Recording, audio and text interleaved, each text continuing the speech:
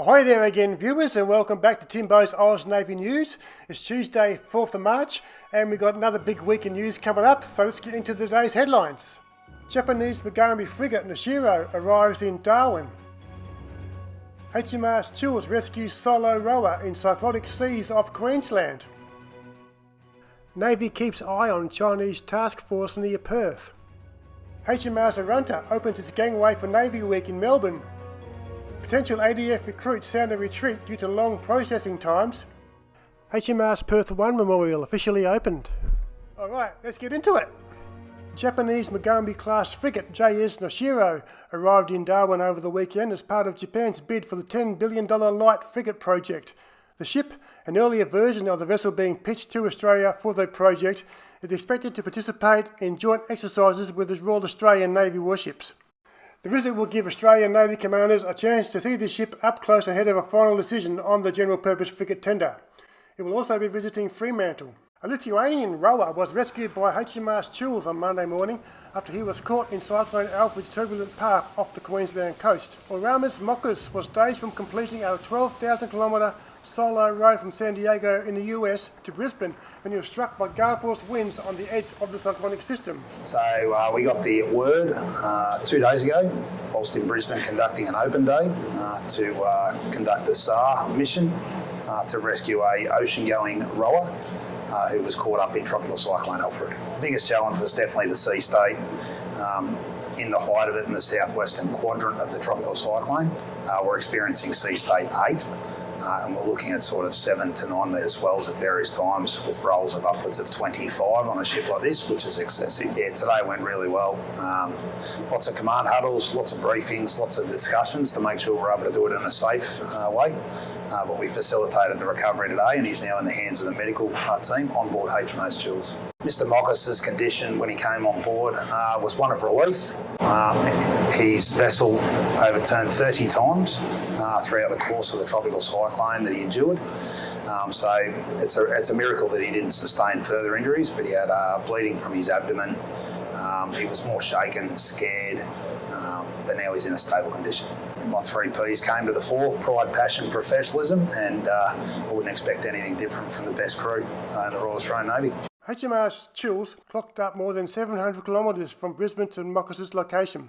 Moccas had spent more than 3 months on the water and was just days away from joining a short list of solo rowers to cross the Pacific Ocean without stopping when he was rescued. Defence has continued its close watch of the Chinese naval flotilla circling Australia, with the ships just over 100 nautical miles southwest of Perth this afternoon, and were expected to begin tracking out Western Australia's coast. HMAS Warramunga and HMAS Stuart are tailing the task group, with RAF P8s also overflying it. Meanwhile, former Submariner Rex Patrick says Australia needs to abandon its bankrupting $368 billion all eggs in one basket monolithic AUKUS nuclear submarine program and get back to defence basics.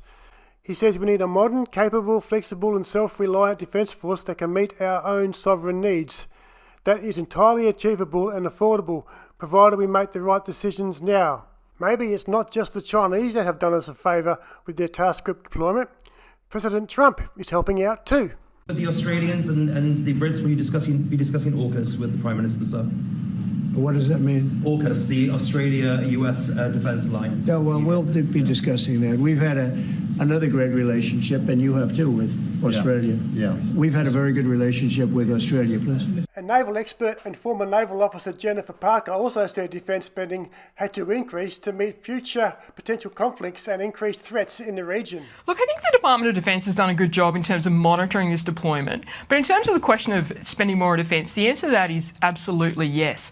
I know it's difficult for a country that is in a cost of living crisis to really have that long-term thinking, but we've got to ask ourselves the question, do we actually think we have the correct capabilities in the right numbers and the correct structures for that matter to deal with the changing threats in the region and the potential for a conflict in the region? And the answer to that question is no, and I honestly don't know many defence professionals or strategists who think the answer to that question is yes. And so therefore we really do need to think about defence spending. I know there's a view that we're at historical levels, but it's just not true. So we're at about 2% of GDP. The government has committed to 2.3% of GDP, which is a significant lift and the greatest lift in defence spending in the last 20 years. But we also talk about the fact that we are in the most significant strategic circumstances since World War II. During the Cold War, we averaged about 2.7% of GDP spending on defence, and when we needed to recapitalise or rebuild key elements of the Defence Forces, so buy new ships or submarines or aircraft, we went well above that, well above 3% at times.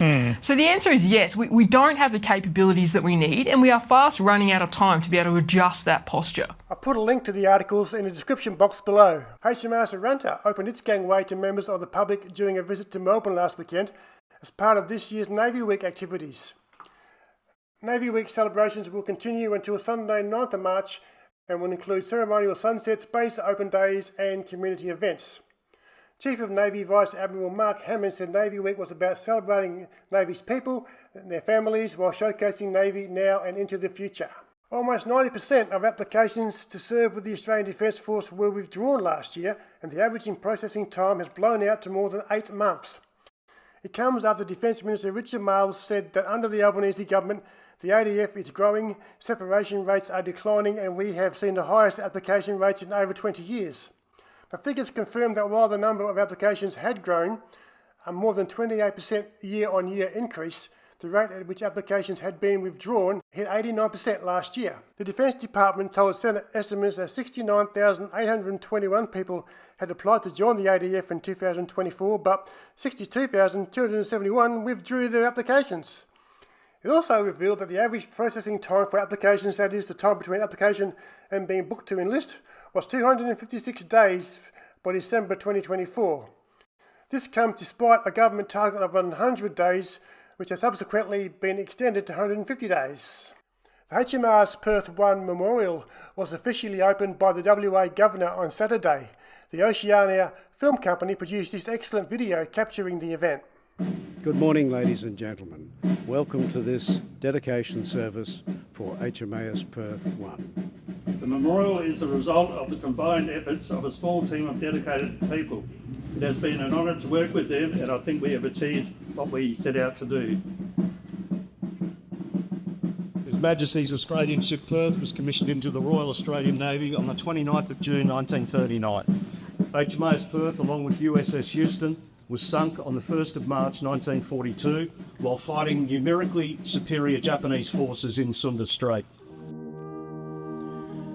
The Perth was instrumental in the evacuation of many weary and exhausted Australian soldiers from the fighting in Greece and Crete. However, in the final air attack on the ship, the 257th Perth received a direct hit, and along with the sailors, a number of soldiers were killed.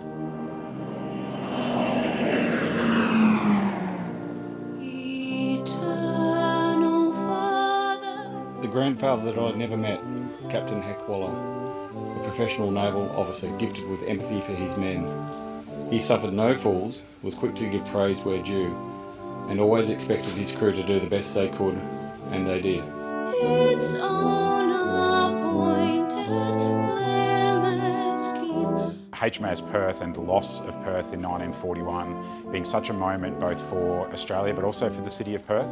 So to be able to have those gentlemen remembered in a memorial such as this is both an honour to them but also to the city, and I think that's very important. I think the main reason that this memorial is important is because the crew of the HMAS Perth who didn't survive the war, they're not located in one particular place. Like the HMAS Sydney, they're all off Geraldton and they're all in one place. Coming together for the memorial service today involves some great highlights of bringing people who were the relatives and descendants of those who served on HMAS Perth, as well as drawing upon the connections in service with the United States. To the family members, descendants from the 1942 crew and members of the HMAS Perth and Houston, the service that your forebearers gave will not be forgotten, lest we forget.